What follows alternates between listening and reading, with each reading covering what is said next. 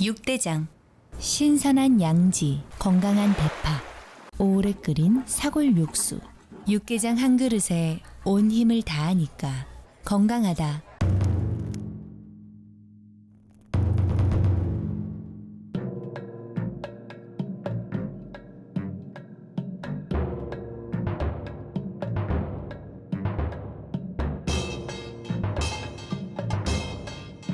육개장은 육대장. 행복한 2월을 선물합니다. 여러분 곁에 라디오 서울이 함께합니다. 강혜신의 오늘의 미국.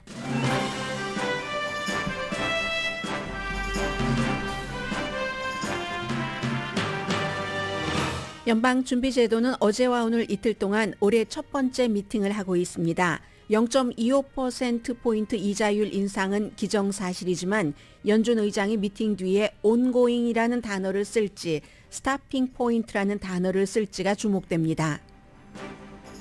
바이든 대통령과 케빈 맥카티 하원 의장도 오늘 연방정부 빚 상한선을 올리는데 이 뎃실링에 대한 협상을 합니다. 공화당은 지출을 줄여야 상한선 올리기에 합의했다고 했고 백악관은 국가 신용을 인질로 잡지 말라는 입장입니다. 연방 수사국이 바이든 대통령의 두 번째 집을 수색했습니다. 기밀 서류 때문인데 수색 결과는 아직 구체적으로 밝히진 않고 있습니다. 2월은 흑인 역사의 달인데 올해는 교사들이 흑인 역사 가르치기를 꺼려하는 흑인 역사의 달이 되고 있다고 랜드 코퍼레이션이 발표했습니다. 카멜라 해리스 부통령은 오늘 테네시주 멤피스에서 경찰에게 구타당하고 사흘 만에 숨진 운전자 장례식에 참석합니다. 트럼프 전 대통령 아래 유엔 대사를 지낸 니키 헤일리 전 사우스캐롤라이나 주지사가 트럼프 전 대통령에 맞서겠다고 선언하는 첫 번째 공화당 후보가 됩니다. NFL의 전설적인 쿼터백 탐 브래디가 오늘 영원히 은퇴한다고 밝혔습니다. 달걀값이 조류독감으로 크게 올랐던 시점에서 40%가 내려가서 지금 12개 달걀값 평균 3달러대가 됐습니다. 마리화나 홀세일 플랫폼 리플링크가 1억 달러 투자금을 모았습니다. 여러분 안녕하십니까? 오늘의 미국 강예신입니다. 네, 연방수사국이 아직 그 수색을 완전히 끝내지는 않은 것 같네요. ing, going이라는 단어를 쓰는 것을 보니까 이 부분은 이제 잠시 뒤에 바이든 대통령이 델라웨어에 집이 두 채가 있습니다. 그래서 얼마 전에는 윌밍턴에 있는 집, 그리고 이제 지금은 또 다른 곳에 있는 집을 수색하고 있는 중인데 뭐 갑자기 급습한 것은 아니고요. 예정됐었던 것이고 이 내용은 잠시 뒤에 말씀을 드리겠습니다. 오늘 2월의 첫날입니다. 그러니까 2013년, 아니 12분의 1이 벌써 지나가 버린 겁니다. 연준 의장 이자율 인상 여부를 발표를 하는 것, 그리고 그와 함께 이제 경제 커멘트가 중요한 날이고요. 또 이제 가장 미국에서 지금 전에는 그냥 부드럽게 지나갔으면 됐는데 흑인 역사의 달이 논쟁이 되는 그런 첫 번째 2월의 첫날이기도 합니다. 그리고 저는 오늘 맨 앞에 한국 분들이 사실 그 풋볼을 많이 보시지는 않지만 2월의 첫날이기도 하고 워낙에 그 유명한 사람이기도 하고 여러 가지를 뭐 좀 다지는 뜻에서 간단히 풋볼 살아있는 전설이잖아요. 이 사람은 풋볼의 살아있는 전설 쿼터백 탐 브래디가 오늘 다시 꼭 지난번에 한번 저 사임합니다라고 얘기를 하고 나서 6주일 만에 아직 할 일이 남아 있습니다. 비즈니스가 끝나지 않았습니다. 했었는데 그리고 나서 1년 만에 영원히 사임합니다 하는 발표를 한 것을 전해드립니다. 굉장히 이제 그 풋볼이라는 것이 폭력적인 스포츠이고 그래서 가족들은 싫어했고 지난해에 그 와이프와 13년 결혼 생활을 하면서 이혼할 때도 이제 이런 점들을 많이 얘기를 했었다고 하죠. 자녀도 2명이나 있고 그래서 지난번에 이미 얘기를 했기 때문에 내가 뭐 그냥 바로 뭐 처음부터 그 똑바로 얘기를 하겠다. 에세이, 감정적인 에세이도 다 발표를 했고 하면서 2월의 첫날을 탐 브래디는 이렇게 아주 그 평이하게 회색 셔츠 하나 입고 뭐 그냥 평이한 장소에서 연출되지 않은 그런 투로 제일 먼저 여러분께 말씀하고 싶습니다. 하나의 챕터를 이제 끝내는 거잖아요. 탐 브래디의 얘기를 조금 직접 들어보시겠습니다. Good morning, guys. I'll get to the point. right away. I'm retiring for good. I know the process was a pretty 네, big deal last time, retiring so 한다고 this is when I 하면서 figured for good. 뭐 아무튼 더 좋은 미래를 위해서 내가 생각하는 그런 대로 한다는 얘긴데요. one super emotional retirement essay, and I used mine up last year. So really thank you guys so much to every single one of you. 모든 사람들에게 적어도 슈퍼볼을 보셨던 분들은 많이 계실 것 같은데요. 7번 이제 우승한 팀에서 본인도 했고 MVP도 3번이나 받았고 MVP 뭐 넘버 2가 된 적도 있었고 특히 이제 이 탐 브래디로 인해서 뉴요크 페이트리어츠는 굉장히 한 20년 동안에 6번이나 승리한 팀이 됐고 그런데 어쨌든 모든 지지해준 분들께 감사한다라고 얘기하면서 뭐 가족도 들어가고 친구도 들어가고 뭐 경쟁자를 얘기를 하더군요. 너무너무 많이 감사합니다. 제가 앱솔루트한 나의 드림, 정말 완전한 나의 드림을 이루면서 살 수 있게 해줘서 고맙습니다. 사랑합니다. 뭐 이런 얘기도 했고요. 아무튼 2001년부터 주전 선수를 해서 젊어 보이지만 45살입니다. 새로운 인생을 가겠다는 것을 2월의 첫날에 발표를 했습니다. 뭐 페이트리어츠에서는 영광이 많았지만 그 템파베이 그 버커니어스 옮기고 나서는 영광도 있었고 지기도 했고 마지막 게임은 지면서 실패도 하면서 마무리를 했는데 얘기를 하잖아요. 풋볼이라는 것이 굉장히 폭력적인 스포츠고 나도 아이들도 생각해야지 되고 하면서도 이 사람은 45세에 모든 것을 끝내지는 않죠. 그 오래전부터 팍스 스포츠와 10년 계약을 했습니다. 해설 뭐 3억 7,500만 달러의 계약을 해서 이제 그렇게 일하게 될 텐데 또 이런 생각을 해봤습니다. 본인이 스포츠로 뛰는 것은 너무 위험하고 폭력적이라서 아니지만 해설은 해도 되나? 이런 생각도 해봤고요. 너무 까칠하죠? 아무튼 그래서 이제 탐 브레이디와 함께 여러분들도 2023년 한 달은 벌써 갔고 2월 달 이제 다시 시작을 하시길 바랍니다 하는 마음에서 전해드렸고요. 연방준비제도 어제에 이어서 지금도 이제 회의 중이고 로스앤젤레스 시간으로 아침 11시 조금 넘어서 이자율 인상 여부에 대해서 발표를 하겠지만 오늘은 뭐 당연히 0.25%포인트 인상이 될 것으로 예상을 하고 앞으로 어떻게 할지 연준이 이자율에 대해서 그에 대한 이제 시그널을 줄지 주지 않을지 준다면 얼마나 줄지 때문에 이제 세계가 주목을 하고 있습니다. 몇 시간 있으면 알 일인데 이렇게 뉴스이기 때문에 할 수 없이 추측도 하고 그리고 이제 당연해 보이는 그리고 또 하나는 여러분들께서 이제 11시 조금 넘어서 발표될 이 연준 의장 그 제롬 파웰의 얘기에서 무엇을 주목해야지 되는지 하는 것만 그냥 간단히 살짝 전해드리겠습니다.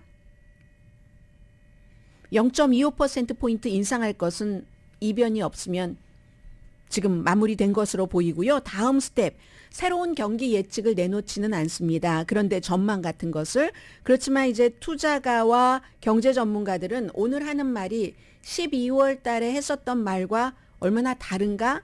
같은가? 이건 이제 연준의 생각이 바뀌었는가 하는 것을 본다는 거죠. 앞으로 이자율 조정에 있어서 지금 기준금리가 뭐 4.25에서 4.5%인데 오늘 올리면은 4.5에서 4.75%가 되고 12월 달에 올해 뭐 5%에서 5.25% 정도 한다고 했으니까 그러면 한 번 더 올리는 것인가? 아니면 오늘 얘기를 어떻게 할 것인가? 이게 이제 지금 주목이 되고요. 그리고는 12월 달 이후에 조금 달라진 게 있다면 지금 경제 지표가 몇 가지 중요한 것들이 나왔는데 인플레이션 나아지고 있다. 뭐 IMF의 보고서에서도 그랬고 테크 회사의 감원이 많이 있었고 소비가 조금 슬로우 되기 때문에 그래서 이제 경기 침체가 있을 수 있다. 그러나 IMF를 포함한 많은 경제 전문가는 미국의 경우는 경기 침체가 있더라도 뭐 크게 타격받지 않을 견딜 수 있는 그런 정도라고 생각을 하고 이렇게 슬로우해지는 부분이 많지만 소비를 포함을 해서 그래도 경제가 버티기도 한다는 것. 실업률 여전히 낮고 임금도 작지만 여전히 인상되고 있는 이게 이제 10월 달에 공개시장위원회 뭐 미팅 있고 나서 조금 바뀐 점입니다. 그러면 오늘 연준 의장이 하는 말 가운데서 우리가 주목해야 될 말은 ongoing, 뭔가가 이제 계속되는가. 이게 이자율을 얘기를 하는 거잖아요. 인트레스트 레이스를 ongoing 할 것인가 아니면 아닐 것인가 이 점이요. 그러면은 3월 달에 한 번 더 미팅이 있기 때문에 그때도 ongoing해서 0.25%포인트를 올릴 것인가 아니면 ongoing이 아니면 stopping point라는 단어를 쓸 것인가 여기서 스탑한다. 그러면 오늘 0.25%포인트 올려서 4.5에서 4.75% 사이로 하고 끝낼 것인가. 그래서 이제 ongoing, 그 stop point 이 단어는 나오는 것을 투자가하고 경제 전문가들은 거기에 주목을 하게 됩니다. 임금 문제도 지금 신경을 쓰고 있는데 연준이 미국에 이제 12군데가 있어서 그 12군데 프레지던트 총재라고 부르죠. 한국말로는 그 12군데의 총재의 의견들이 좀 다릅니다. 뭐 제롬 파웰이 의장이라고 해서 전부 나머지 사람들이 제롬 파웰의 의견을 따라가느냐 그게 아니거든요. 결국은 공개시장위원회 회의에서 이제 다수라든가 여러 가지 물론 의장의 입김이 있기는 있겠지만 다 지역별로 한 사람 한 사람이 12명이 중요한 역할을 똑같이 하고 있기 때문에 의견들이 다르다는 거. 그리고 이제 연준이 12명 이제 지역별로 총재가 있는데 1년에 4명씩 바뀝니다. 올해는 바뀌는 지역이요. 달라스, 시카고, 미니아폴리스, 필라델피아 이렇게 되거든요. 그리고 이 바뀌어서 새로 들어가는 사람들이 의견이 조금 다릅니다. 뭐 예를 들어서 이 의장은 임금 상승이 계속되면 사람들이 그래도 돈이 있으니까 소비를 계속하고 그 소비가 물가 상승률을 낮추지를 않아 해서 별로 높은 임금 상승률을 달가워하지 않습니다. 제롬 파웰 의장은 그에 비해서 뭐 이 4군데 제가 말씀드린 곳에 총재 가운데서 새로 들어가는 사람 가운데서 한 사람은 아니야 괜찮아 임금이 오르면서도 우리 이거 지탱이 돼 이렇게 얘기하는 사람이 있는가 하면은 아니면 어떤 사람은 또 뭐 금리를 지금 당장 중단해야지 된다. 12명이 있으니까 여러 의견들이 있잖아요. 그리고 미국은 다수결의 국가입니다. 그래서 이제 그러한 것들이 이제 합쳐지기 때문에 새로 바뀐 연준의 총재들 프레지던트 4명은 아직까지 공개적으로 사람들이 전문가들이 저 사람 저런 성향이야 하고 파악할 뿐이지 공개적인 입장을 내놓지 않은 사람도 있기 때문에 오늘 이제 그런 모든 것들이 첫 번째 2023년도의 연방준비제도의 이 공개시장위원회이기 때문에 더 주목된다는 말씀 드립니다. 백악관에서는 아직 시작하지 않았습니다. 오늘 오후로 원래 일정이 잡혀 있는데 케빈 맥카티 하원 의장이 도착하진 않은 것 같고요. 백악관과 의회도 새로운 시작입니다. 이제 다음 주인 2월 7일에 케빈 맥카티 공화당 하원 의장이 대통령을 초대를 해서 항상 국정연설은 하원 의장이 초대를 합니다. 그 사람이 민주당이든 공화당이든 초대를 해서 이제 대통령이 거기에 응해서 국정연설을 하게 되는데 그 전에 케빈 맥카티 공화당 다수당 하원 의장과 대통령이 사실은 첫 번째 안건으로 만나고 싶지는 않았을 것 같습니다. 너무 팽팽해서 공화당 쪽에서는 지금 미국의 빚으로 살아가는 국가이기 때문에 부자들 다 빚으로 많이 살잖아요. 자산이 있어도 빚이 더 크잖아요. 그런데 이제 미국도 그렇게 엄청난 빚이 있는데 그 빚의 상한선을 지금 뭐 31조가 넘었습니다. 31조 4천억 달러 정도 되는데 이것보다 더 높여줘야지만 그게 미국이 채무불이행이 안 되는 겁니다. 자넷 옐른 연방준비제도 의장을 예전에 했었고 지금은 재무장관이 이렇게 저렇게 임시로 6월 달까지는 버텨볼 수 있는데 그때까지도 이게 협상이 되지 않으면 미국은 채무불이행이 됩니다. 2011년도에 오바마 때 겪었던 겁니다. 공화당과 백악관이 끝내 협상을 하지 못해서 그래서 이제 그 당시에 오바마가 야 국가를 이렇게 인질로 잡는다. 오바마 입장에서는 의회가 이게 말이 아니네 라고 생각을 했었던 그때 이후에 이 연방 빚을 늘리는 것은 항상 연례적으로 그냥 되는 것인데 어느 해부터인가 한 10년 더 넘어부터 10몇 년 전부터 이게 공화당과 민주당이 너무나 극단적으로 서로 정치 극단화가 되면서 매년 연례적으로 해줬던 것도 지금 잘 안 하는 것이고 하원 의장과 대통령이 처음으로 공식적으로 이렇게 딱 만나면서 하는 안건이 바로 이 안건인 겁니다. 바이든 대통령은 상원에 공화당 미치 매코넬 원내대표와는 친합니다. 물론 수십 년 동안 서로 공화당과 민주당의 다른 그 정당에서 일을 했기 때문에 정책에 관한 의견도 차이가 많죠. 완전히 반대인 것도 있고 그럼에도 불구하고 미치 매코넬과 바이든 대통령과는 다르기는 하지만 그게 미국이다. 우리는 항상 협상한다 하는 입장이었거든요. 그래서 이달 초에 그 미치 매코넬의 그 지역구인 켄터키도 갔잖아요. 바이든 대통령이 어떤 안건을 들고 가고 그리고 리무진 타고 이동할 때는 민주당인 대통령과 공화당의 상원 원내대표가 같은 차에서 서로 의견들을 교환을 했겠죠. 그런데 케빈 메카시와는 그런 개인적인 관계가 없습니다. 그리고 뭐 하원 의장이 될 때도 15번째 될 때도 뭐 바이든 대통령이 그다지 좋게 얘기해 주지 않았고 그리고 케빈 메카시도 그 이전에 이미 내가 하원 의장만 돼봐라. 바이든의 아들 헌터 바이든을 가만두지 않을 거야. 조사에서 뭔가를 밝혀낼 거야 라고 공약을 했습니다. 그 전에 공화당과 민주당이 상원과 하원의 다수당일 때 몇 년 동안 조사를 했어도 헌터 바이든이 우크라이나라든가 중국이라든가에서 돈을 번 것이 도덕적으로는 어떨지 모르지만 아버지가 부통령이었을 때 있었던 일이기 때문에 그 분야에서 일하지 않고도 그렇지만 법적으로는 위반 사실을 공화당의 의회가 발견해내지 못했습니다. 그런데 다시 하원에서 지금 하겠다고 하잖아요. 그러니까 또 바이든 대통령도 이 하원 의장에게 아들이잖아요. 그 아들도 이 아들이 공부는 뭐 아주 좋은 대학교 나오고 잘했지만 뭐 술 중독도 있고 마약 중독도 있고 결혼에도 실패했고 한 번은 또 숨진 그 형의 와이프와 살았던 적도 있고 그러니까 아버지로서는 너무나 막 좀 돌봐주고 싶은 아들인데 그 아들을 전면적으로 공격한다고 하니까 어느 아버지가 아버지의 입장에서 좋아하겠습니까? 케빈 메카시와 바이든과는 그런 관계입니다. 그런 관계에서 케빈 메카시는 공화당은 재정적으로 굉장히 책임을 져야지 된다는 것을 가장 앞에 두고 강조를 하는 당이기 때문에 아니 능력도 없으면서 빚만 잔뜩 늘려서 어쩌겠어? 이거 뭐뭐뭐뭐 다 삭감해야 돼. 근데 구체적으로 어느 부분에서 삭감할지에 대해서는 정확하게 제시하진 않았거든요. 그 부분은 또 케빈 메카시 공화당 하원 의장이 공화당 의원들과 협상을 해야지 될 부분이고 그리고 이제 대통령은 그러지 말아라.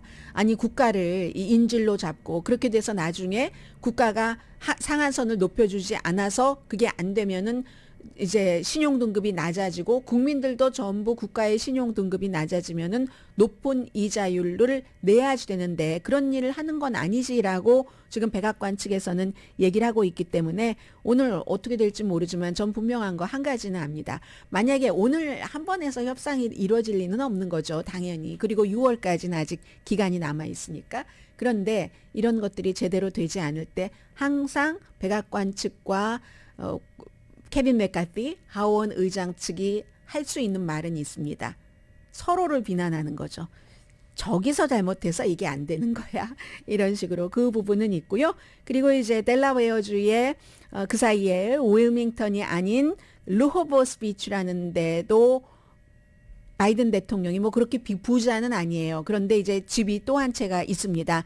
예정했던 대로 기밀 서류 관련해서 연방 법무부가 하는 거죠. 연방 그 수사국이 오늘 그 수사를 했는데 뭘 찾았는지 아직 완벽히 끝냈는지는 모르고 왜 미리 말하지 않았는가에 대해서는 예정은 됐었지만 그렇지만 이건 뭐 비밀스러운 일이기도 하고 어느 정도 안전이 담보돼야지 되는 일이기도 하고 해서 미리 말하지 않았다는 거고 이게 왜 오늘이냐면요. 어제가 이 바이든 대통령의 기밀 서류에 대해서 조사를 하고 기소할지 여부를 결정하는 한인 로버트 특별검사가 공식적으로 일을 시작한 첫날이었습니다. 1월 31일. 그리고 첫날 일 시작하자마자 오늘 이 같은 그 바이든 대통령의 두 번째 집에서 혹시 기밀 서류가 있는가 하는 것을 연방 수사국이 수사하는 그 작업을 한 겁니다. 그리고 이제 바이든 대통령의 개인 사무실로 썼었던 곳 델라웨어 집에서 뭐 열 몇 건 정도 기밀 서류가 나왔다고 하는데 오늘은 지금 아직 결정적으로 어떠한 내용이 있었는지 모르고요. 그 사이에 이제 오늘 이전에 마이크 펜스 부통령의 인디아나주 집에서도 기밀 서류가 나와서 마이크 펜스 부통령도 이 바이든 대통령과 똑같이 트럼프 전 대통령과는 달리 미리가 아니라 그런 것을 기밀 서류가 있었다는 것을 알자마자 실수였다면서 기록물 보관소에 알렸고 다 가져가게 했고 국가기록물보관서는 그 이후에 기밀 서류가 이게 너무 많이 문제가 난다 해서 전직 대통령들과 부통령들에게 전부 다시 한번 검토해 주세요 하는 공문을 보냈습니다. 왜 그러냐면 미국에서요 1년에 한 5천만 건의 서류가 구분이 된답니다. 이게 기밀, 비밀, 특급 비밀 세 가지로 분리가 되는데 5천만 건이니까 어마어마한 거예요. 기본적으로는 다 대통령이 권한을 갖고 있습니다. 그래서 트럼프 전 대통령이 그런 말을 한 겁니다. 이 기밀 서류라는 것은 대통령이 말만 해도 또 생각만 해도 기밀에서 해제가 될 수 있어. 그런데 그건 아니고요. 대통령이 총 위에는 있지만 거의 아랫사람보로 기밀 서류를 분리하게 합니다. 그리고 5천만 건이나 되잖아요. 왜냐하면 그것을 잘못 분리했었을 때 벌을 주기 위해서 일을 제대로 하라는 뜻입니다. 그렇기 때문에 이런 경우에는 벌 받지 않으려고 기밀이 아닌 것도 때로는 기밀로 분류하는 경우도 있고요. 그렇기 때문에 탑 1급 비밀은 그건 분명히 탑이겠죠. 핵 문제에 관한 것이라든가 전쟁에 관한 인포메이션이라든가 이런 것 트럼프 전 대통령이 가지고 있었다는 그런 것. 그래서 실무자들이 이것을 분리하게 하니까 실무자들이 어떤 때는 뭐 중요한 사람 결혼식이 있으면 그 결혼식도 기밀로 막 분리를 해놓고 그런데요. 아무튼 이런 그 기밀 서류 문제에 대해서 오늘 현직 대통령인데도 불구하고 바이든 대통령 두 번째 집 연방 수사국으로부터 수색 당했거나 지금도 당하고 있습니다.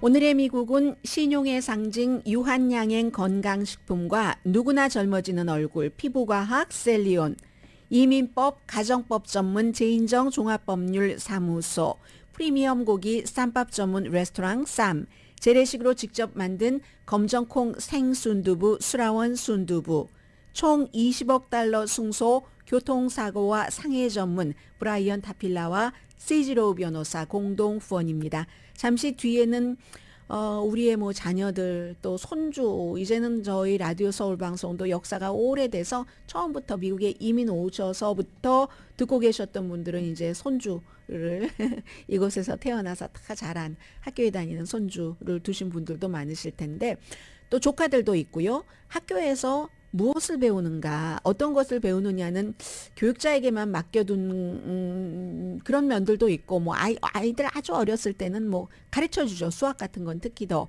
영어 단어 같은 것도. 그렇지만 무슨 사회적인 이슈 같은 것에서는 역시 그 미국에서 이슈가 되는 부분이 많습니다.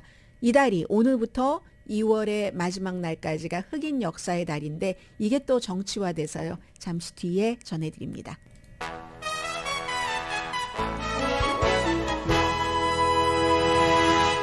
라디오 서울 방송 오늘의 미국 듣고 계십니다. 네.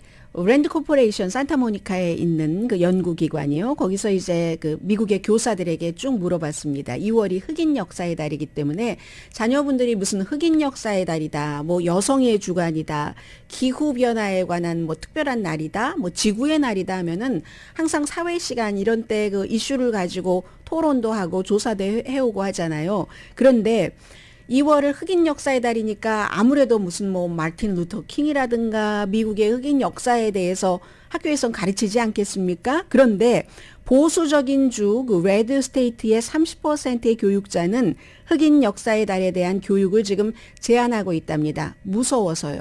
이거 잘못했다가는 내가 뭐 불이익을 당하는 게 아닌가? 해고당하는 게 아닌가? 왜냐하면 학교 교육부가 요즘 플로리다가 대표적인데 플로리다에서 하는 비교 인종 뭐 여기에 관해서 가르치는 것을 금지하는 이런 주가 많기 때문에 전에는 전혀 문제가 되지 않았던 것이 이제는 흑인 역사의 달에 학교에서 선생님들이 뭘 가르쳐야지 되지? 하고 그에 맞는 교육하는 것을 꺼려한다는 얘기입니다. 모든 교사의 4분의 1, 뭐 레드 스테이트건 블루 스테이트건 4분의 1은 교사가 이 인종이라든가 뭐 성별 뭐 이런 것을 다루는 데에 제한이 생겼다고 답을 했고 흑인 교사의 41%, 백인 교사의 28%가 같은 주에서도. 근데 그 백인 교사는 별로 흑인 교사에 비해서는 그다지 제한을 받지는 않는다는 거죠. 그랬다는 겁니다. 뭐 레드, 뭐 블루 다 포함했습니다. 랜드 코퍼레이션의 보고서입니다. 그래서 교사들은 뭐라고 얘기를 하냐면 어떤 이슈가 있을 때 흑인에 대해서는 뭐 흑인 역사에 대해서 얘기를 하면 한 학생이 얘기를 하면 또 다른 학생이 반박을 할 수도 있고 거기에 대해서 또 중간적인 의견이 나올 수도 있고 이러한 것들을 많이 하면서 학생들이 비판적인 사고가 커진다던가 아니면 뭐 배우는 것들도 있을 테고 그런데 이런 것들을 확 없애버리면 또 상대에 대한 공감대 같은 것들도 줄일 수 있다는 겁니다. 아니 흑인들은 왜 이렇게 폭력적이지? 흑인들은 왜 그렇게 불만이 많아? 라고 얘기할 때 과거에 이러한 일이 있어서 커뮤니티 자체도 좀 백인 커뮤니티에 비해서는 시스템적으로 차별을 받고 그랬으니까 그 같은 분노가 쌓여서 뭐 이런 설명을 하면 다는 아니더라도 뭐 그럴 수도 있겠네 라는 어느 정도 흑인이 아닌 인종의 학생들이 공감을 할 수 있는데 그게 이제 좀 잘 안 된다 뭐 하는 뭐 그런 얘기고요. 2022년부터 2023년 사이에 미국의 50개 주 가운데서 18개 주에서 이렇게 다양한 개념을 가르치는 것을 금지했답니다. 흑인 역사의 달에 흑인에 관해서 인종에 관해서 가르치는 것도 그래서 형평성, 뭐 상호 교류 이런 단어가 들어가면 안 된대요.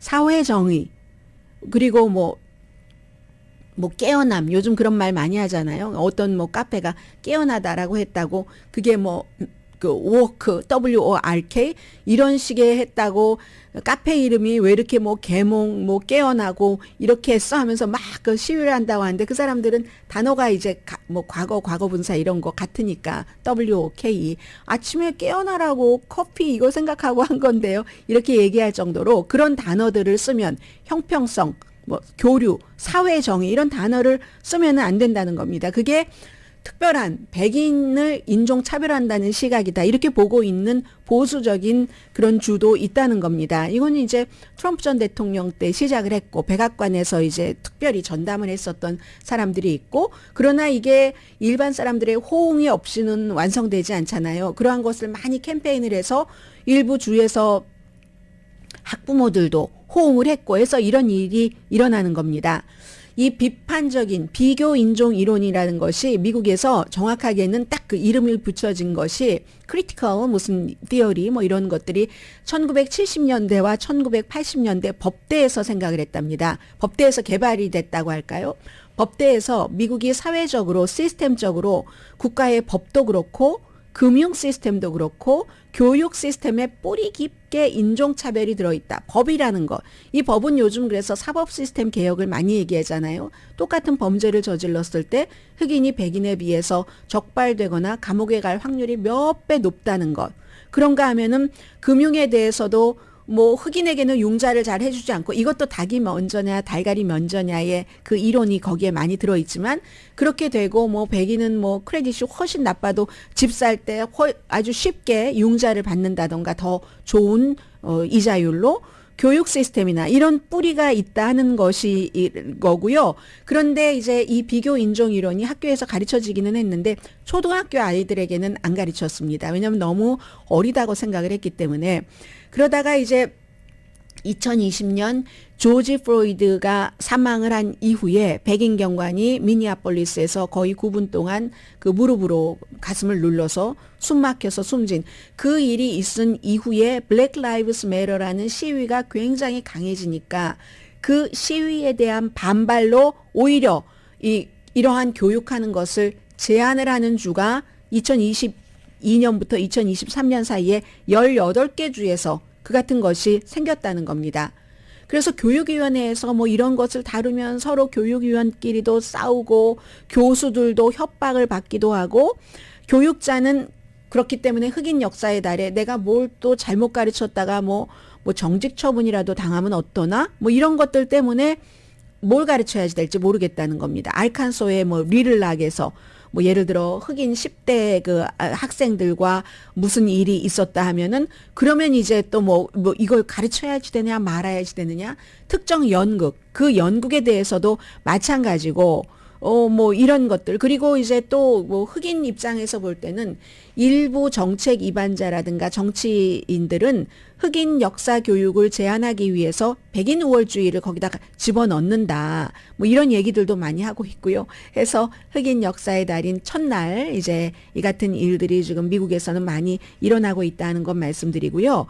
플로리다 주에서 그 론 디센티스 주지사가 우리는 AP의 그 흑인에 관한 뭐 이런 그런 커리큘럼을 빼겠다라고 얘기를 했잖아요. 그리고 나서 이 AP를 관장을 하는 칼리지 보드가 조금 수정을 했습니다. 그 부분을 어떻게 수정을 했냐면 개정판이라고 할까요? 비교 인종 이론에 대해서 여기에 비교 인종 이론과 관련된 흑인 작가 언급 없고 학생들이 공부할 때 AP 시험 볼 때 그리고 그 같은 학자들도 다 삭제를 했답니다. 흑인 페미니즘도 흑인 여권 운동도 삭제했고 블랙 라이브스 매터는 그 대신에 이제 선택이 됐다고 하고요. 대신에 흑인 가운데서도 보수주의자들이 있잖아요. 지금 공화당에서도 아주 뭐 유명한 흑인 보수 정치인이 있다던가 뭐 그러한 흑인 보수주의 자체는 추가를 했답니다.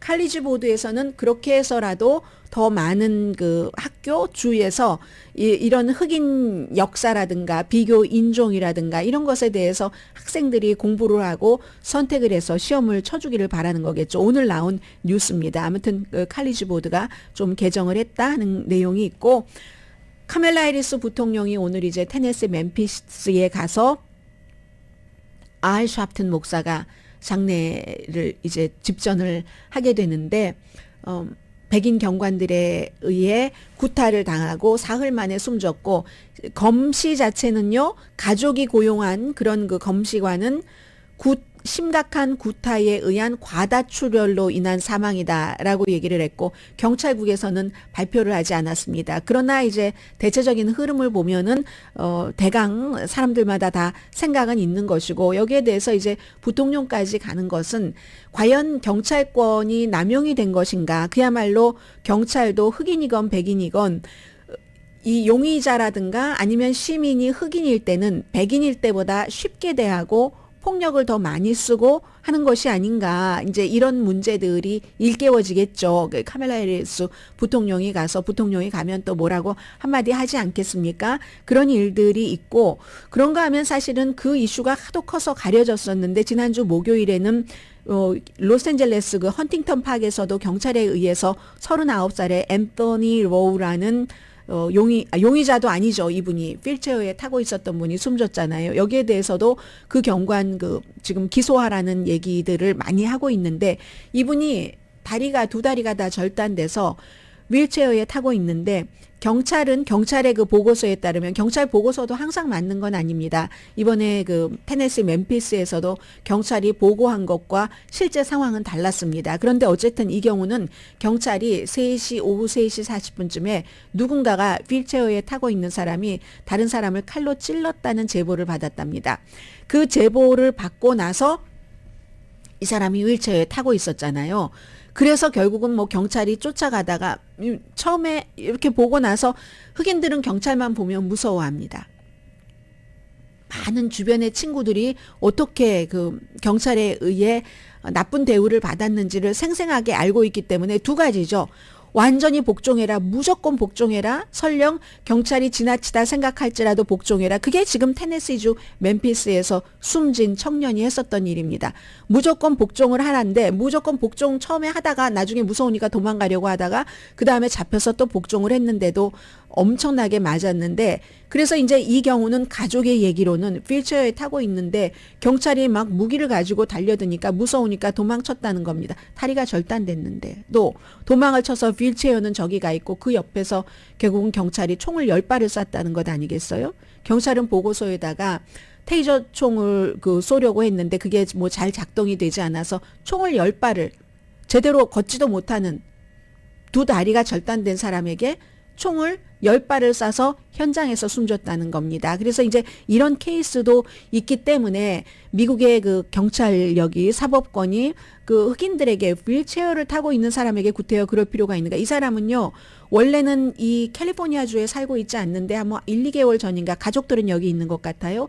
이곳으로 왔고 사고로 다리가 그렇게 됐는데 2월 달에 의족 그 수술을 받기로 허가가 다 나와 있답니다. 보철 수술을 받는 거죠. 그 상황에서 아무튼 그리고 뭐 이 사람이 뭐 칼을 휘둘렀다라고 경찰의 보고서에는 써 있다고 하는데 바디캠에는 그런 부분이 없습니다. 그 부분도 없고 또 총을 쏘는 그런 부분도 없고 아무튼 이런 일들이 많이 일어나기 때문에 거의가 또 피해자는 뭐 경관이야 지역이 다 그 흑인 지역이고 하면은 흑인 경관이라고 하지만 용의자들은 뭐 백인보다는 거의 흑인이기 때문에 이건 통계상으로도 나와 있는 거기 때문에 뭐 사법권 이런 것들 그런데 아마 올해도 의회에서는 이 경찰의 이 같은 개혁이라는 게 사실은 경찰이 특수기동대 같은 경우도 엄청나게 훈련을 받고 강하고 온갖 무기를 다 갖고 있는데 그걸 너무 많이 쓴다는 시민에게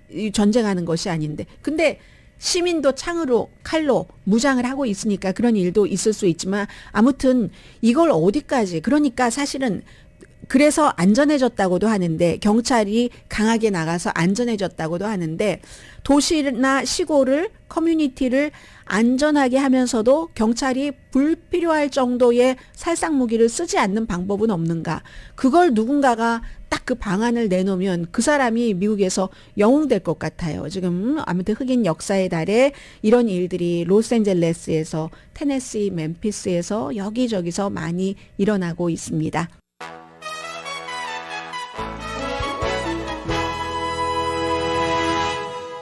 라디오 서울 방송 오늘의 미국 듣고 계십니다. 네, 달걀값. 이 달걀값은 참 묘한 것 같아요. 저는 뭐 달걀이 어떤 지역에서는 12개에 뭐 12개들이에 다즌에 18달러다 할 때도 한국 마켓에서 뭐 3달러대에 샀었거든요. 저는 불과 몇 주일 전에. 그런데 어쨌든 지역에 따라서 차이가 있는가 보다라고도 생각을 했고 아마 이 마켓은 엄청나게 많이 구입을 해놨다던가 아니면 특히 그 달걀에 있어서는 바잉 파워가 강한가 보다 뭐 이렇게 생각을 했었는데 최근에 달걀 값이 40%가 내려갔답니다. 그래서 전국 편견이 아니라 달걀도 편견이 있나요? 닭이 그럼 편견이 있는 닭이어야지 되는데 평균 3달러대랍니다. 그래도 몇 년 전보다 이게 비싼 거래요. 3달러대 하면은 그 싸다 하고 느껴질 수 있는데 그렇다고 하는데 어쨌든 뭐 조류 독감 때문에 이렇게 비싸졌었고 5천만 마리를 뭐 닭의 숨통을 끊었다고 하니까 그때도 우리는 단백질은 먹었어야지 됐고 또 특히 고기 안 드시는 분들 달걀 드시잖아요. 12월 달에 다즌에 평균 5달러 30센트 이것도 이제 올게닉으로 간다던가 케이지 프리로 간다던가 이러면 이제 더 비싸졌던 것인데 지금은 3달러가 조금 넘는다고 하니까 그래도 2년 전보다 비싼 겁니다. 그래프를 보니까요. 2019년 팬데믹 직전에 달걀값이 1달러 선이었거든요.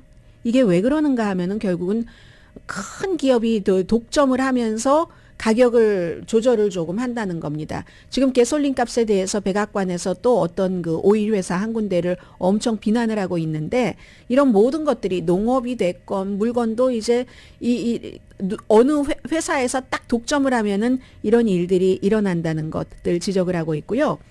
대마초 홀세일 그 플랫폼에 대해서 말씀을 드리겠습니다. 리플링크라는 그 대마초 홀세일 하는 그런 회사가 1억 달러 투자금을 모았다고 하는데 제일 뭐 잘 알려진 그 회사이기도 하고요.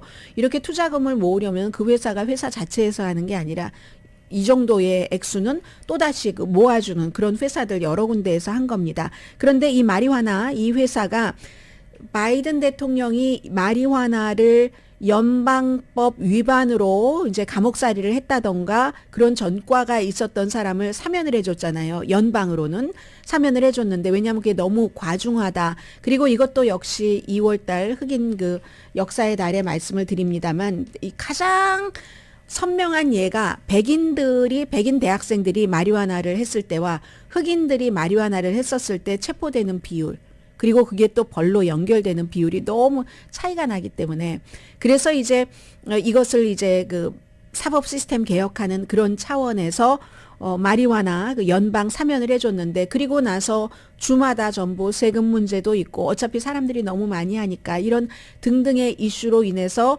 레저용 마리화나까지 합법화하는 주가 늘어나면서 홀세일 회사가 이렇게 생기는 거예요. 플로리다주도 엄청나게 보수적인 주이면서 플로리다주에서는 막 주유소마다 다 이런 것을 파는 그런 회사들도 있고 한다고 하잖아요. 그래서 이제 이 회사도 결국은 마리화나가 연방 사면이 됐다 하고 나서 희망을 본 거죠. 해서 일을 하는데 그 뒤는 유권자들이 또 반발을 하는 유권자들이 많습니다. 보수적인 주에서 뭐 11월 달 선거에서 우리 주에서는 절대로 마리화나 합법화 안 돼. 마리화나 합법화를 원하는 주도 있지만 그런 일들이 있으면서 조금 막 희망만 있는 것은 아니에요. 마리화나 이 업계에도. 그래서 이 회사도 감원도 했고요.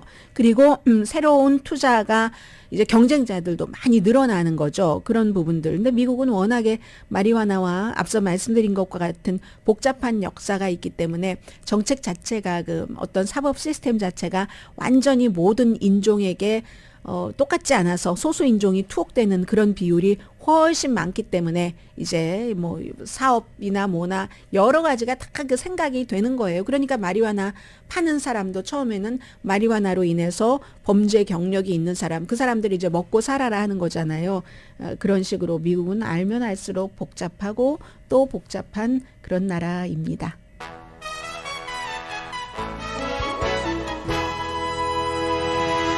라디오 서울 방송 오늘의 미국 듣고 계십니다. 네, 트럼프 전 대통령 아래서 유엔 대사를 지냈던 니키 헤일리, 저는 사우스캐롤라이나의 주지사 인도계예요.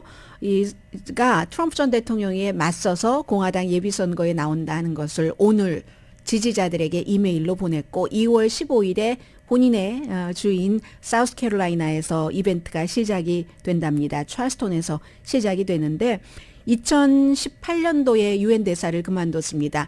트럼프 전 대통령 아래서 이제 여자로서 유엔 대사를 할 때 이 니키 헤일리는 굉장히 영리한 정치인이라고 할까요? 사우스캐롤라이나 주에서도 뭐 보수적인 시각을 갖고 있었기 때문에 뭐 남부 연합기 같은 것이 걸려져 있던 것을 고수하다가 어떤 흑인 교회에서 총격 사건이 일어나고 흑인 뭐 목사, 정치인들 막 피해를 입고 하니까 그 남부 연합기 뭐 노예제도 지지하고 하는 것 이런 상징을 내리기도 했고 트럼프 전 대통령 시대에 이제 그 유엔 대사가 되고 나서는 어떤 때는 트럼프 전 대통령을 강력히 방어하고 어떤 때는 여성에 대해서 그 대통령이 당시에 좀 여성의 입장에서 맞지 않는다는 말을 했다고 판단이 되면은 대통령을 비난하기도 했습니다. 그리고는 이제 2018년도에 내려왔죠. 내려왔는데 그 뒤는 뭐 이 정치인들이 많이 하지 않았나요? 연설하고 뭐 한 번에 $20,000씩 받고 또 책도 2권이나 썼고 그 이후에도 트럼프를 역시 본인이 유엔 대사였을 때와 마찬가지로 방어하기도 하고 비난하기도 했습니다. 그런데 2021년도에는요. 만일 트럼프 전 대통령이 차기 선거에 나가면 본인은 나가지 않는다라고 했거든요. 그때만 하더라도 트럼프의 인기와 파워가 지금보다 강했었죠. 그런데 마음을 바꿨습니다. 그리고 지난주에 트럼프 전 대통령이 뉴햄프셔와 사우스캐롤라이나 주에서 2024년도에 대선에 나간다고 하고 처음으로 이제 그 이벤트를 했잖아요. 정치 이벤트, 랠리를 했는데 그때 뭐라고 얘기를 했냐면 니키 헤일리가 말이야 사우스캐롤라이나 주에서요. 니키 헤일리의 주에서 내가 그때 사람들에게 상기를 시키는 겁니다. 내가 너무나 역사적으로 가장 훌륭한 대통령이었기 때문에 내가 대통령에 나가면 니키 헤일리는 안 나간다고 했었어. 알고 있지? 그런데 말이야. 사람은 뭐 의견이 바뀔 수도 있고 뭐 의견 바꾸면은 뭐 원하는 대로 해야지 뭐 이렇게 얘기를 했거든요. 이건 지금 트럼프의 적은 니키 헤일리가 아니라 론 디센티스라는 플로리다 주지사라는 것을 뜻합니다. 같은 연설에서 더 강해 보이는 사람. 니키 헤일리는 뭐 그냥 안 다뤄도 되고 나중에는 또 뭐 합종 연횡 이런 것도 할 수 있는 가능성의 후보이기도 하니까 그러니까 론 디센티스를 강하게 저격하고 나에게 충성하지도 않고 말이야 내가 막 자신 어려웠을 때 엄청 도와줬는데 이렇게 얘기를 아무튼 했습니다. 트럼프 전 대통령이 11월 15일부터 12월 말일까지 그러니까 본인이 2024년도 선거에 그 출마하겠다라고 발표하고 나서 그 뭐 불과 얼마 되지 않은 한 달 반 정도인가요? 950만 달러를 모았답니다. 그럼 하루에 20만 달러 정도를 모았다 하는 그 일이 그 되고요. 그리고 제가 지금 어떻게 되는 건가요? 지금 마지막 섹션 맞죠? 네, 맞는 것 같습니다. 오늘의 미국은 신용의 상징 유한양행 건강식품과 누구나 젊어지는 얼굴 피부과학 셀리온 이민법 가정법 전문 제인정 종합법률 사무소 프리미엄 고기 쌈밥 전문 레스토랑 쌈 재래식으로 직접 만든 검정콩 생순두부 수라원 순두부 총 20억 달러 승소 교통사고와 상해 전문 브라이언 타필라와 시지로우 변호사 공동 폰이었습니다. 10시에 좋은 아침 좋은 하루 방송됩니다. 또 하나는 지금 뭐 조지 산토스라는 그 뉴욕의 3지구 롱아일랜드가 지역구인 그 의원은 본인이 이제 하도 이슈가 많으니까 소위원회에서 스스로 나오겠다. 이제까지 거의 모든 게 거짓말 이렇게 얘기하고 전에 남자인데 남자친구요. 전에 남자친구는 거짓말로 가득 찼어. 뭐 나에게 영주권을 준다고 했고 뭐뭐뭐뭐 계속 얘기가 나옵니다. 그런데요. 여기서 케빈 맥카티의 입장도 조금 바뀌는 것 같아요. 그가 이제 뭐 예를 들어 잘못된 것이 나오면 해임을 해야지 돼 하는 얘기가 조금 강해지는 것 같거든요. 야, 이렇게 되면 나중에 나 이용했어. 그 하원 의장 되는데 이런 얘기 안 나올지 모르겠습니다. 강혜신이었습니다.